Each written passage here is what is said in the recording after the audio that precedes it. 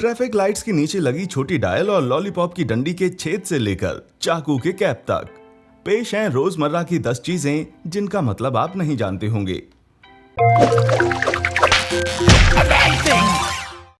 Number 10, utility knife का ढक्कन।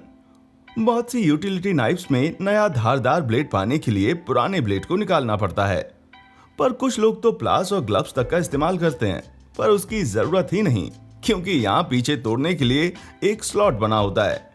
सबसे पहले सेफ्टी के लिए ब्लेड को अंदर स्लाइड कीजिए, फिर पीछे से तोड़ दीजिए। कुछ चाकुओं में तो बटर नाइफ की जरूरत पड़ सकती है, पर इस वाली में तो बस एक पिन दबाते ही काम हो जाता है।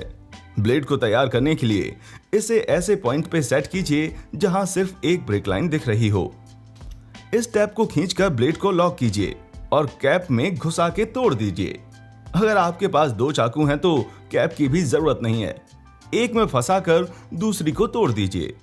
टूटे हुए टुकड़े को टेप में लपेट दीजिए ताकि जब आप इसे फेंकें तो किसी को चोट ना लगे। नंबर 9, आईफोन के लेंस और फ्लैश के बीच में छोटा सा छेद।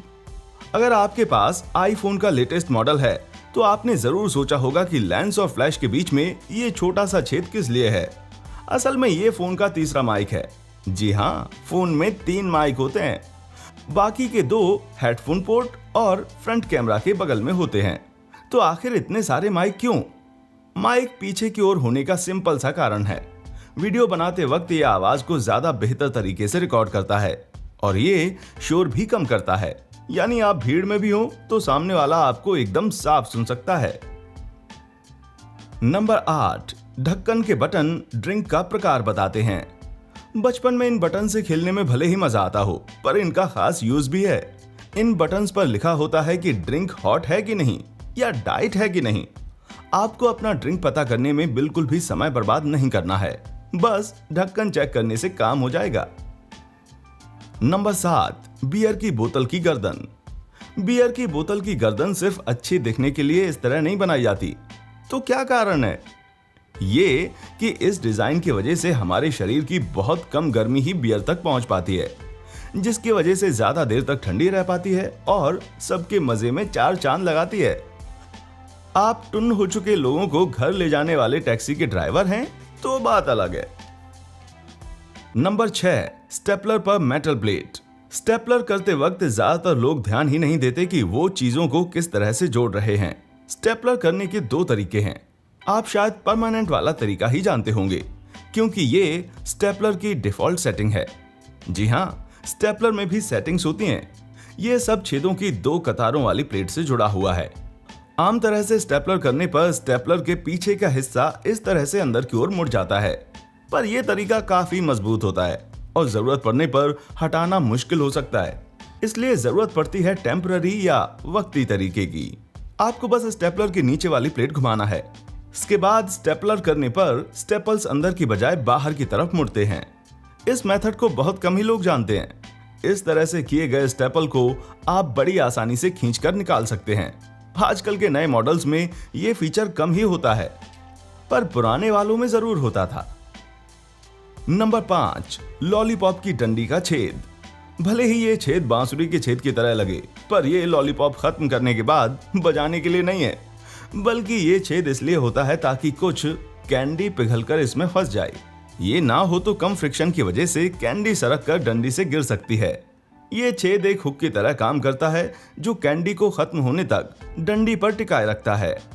Number 4, disher scoops. नाम से ही जाहिर होता है कि आइसक्रीम स्कूप किस लिए इस्तेमाल होता है, पर आपको जानकर हैरानी होगी, ये बहुत से रंगों में आते हैं और ऐसा सिर्फ अच्छा दिखने के लिए नहीं। ये रंग स्कूप का साइज बताते हैं। ये रंग इस बात से डिसाइड होते हैं कि एक 32 आउंस के कंटेनर को भरने में कितने स्कूप लगेंगे। कितने स्कूप लगेंगे जानने के लिए इस टेबल को देख सकते हैं। एक बात नोट करिएगा कि अलग अलग मैन्युफैक्चरर के हिसाब से यील्ड वेरी करती है। ये यील्ड वेरी कर सकती है, इसलिए अगर आप एकदम सटीक नापना चाहते हैं तो बेहतर है पहले अपने स्कूप नाप लें। नंबर 3, ड्रिंक्स के ढक्कन कोस्टर की तरह यूज किए जा सकते हैं। पैक कराकर ले जाने वाले ड्रिंक्स के ढक्कन आपकी सोच से ज्यादा काम के हैं। ये ना सिर्फ ड्रिंक को आपके ऊपर गिरने से रोकते हैं, बल्कि कोस्टर का भी काम करते हैं। ड्रिंक का कप ढक्कन के रिवर्स साइड में आराम से फिट हो जाता है, ताकि आप हर सतह को चिपचिपा ना बना दें। नंबर 2, लोगों का दम घुटने से बचाने के लिए पैन के ढक्कन में छेद। लोगों के बीच एक गलतफहमी होती है कि पैन के ढक्कन का छेद इंक को सूखने से बचाने के लिए या सीटी बजाने के लिए होता है। जी नहीं, कुछ लोग, खासकर बच्चों की पेन चबाने की आदत होती है, जिसके चलते ढक्कन निकलकर गले में फंस सकता है। ऐसी हालत में छेद ना होने पर यह ढक्कन हमारी श्वास नली को जाम करके हमारा दम घोंट सकता है। लीगो हेड्स में भी इसीलिए छेद होते हैं। दरअसल पेन और दूसरे राइटिंग इंस्ट्रूमेंट्स की मैन्युफैक्चरिंग में सेफ्टी के लिए ऐसी कई लीगल रिक्वायरमेंट्स होती हैं। अनुमान बताते हैं कि हर साल लगभग 100 लोग पेन के ढक्कन से दम घुटने की वजह से मरते हैं। पर छेद वाले ढक्कन आने के बाद से इस आंकड़े में काफी गिरावट आई है। पर यह पेन का अकेला छेद नहीं है। बॉल पॉइंट के एंड या साइड में भी एक छेद होता है। इसे वेंट होल बोलते हैं और ये पेन के अंदर वैक्यूम बनने से रोकता है, वरना टिप की तरह स्याही का बहाव ही रुक जाता भाई। ये प्रेशर के तीव्र बदलाव में, जैसे कि एरोप्लेन्स में, पेन को फटने से बचाता है। नंबर 1, ट्रैफिक लाइट के छिपे हुए डायल। शायद आपने ट्रैफिक लाइट के नीचे छिपे इन स्पिन करते हुए डायल्स को ना देखा हो, पर इनका मकसद काफी इंटरेस्टिंग है। ये सिर्फ बच्चों का दिल बहलाने के लिए नहीं, बल्कि अंधे और बहरे लोगों को ग्रीन के बारे में बताने के लिए होता है। नॉटिंघम यूनिवर्सिटी द्वारा डिजाइन्स ये डायल्स सिग्नल हरा होने पर घूमने लगते हैं। ये डायल्स यूके में तो पाए जाते हैं, दूसरी जगहों का मुझे पता नहीं। क्या आप भी ऐसे किसी फीचर के बारे में जानते हैं जिसके बारे में कम ही लोग जानते हो? तो नीचे कमेंट में हमें जरूर बताइए। वीडियो से आपको कुछ नया सीखने को मिला हो तो लाइक जरूर करें।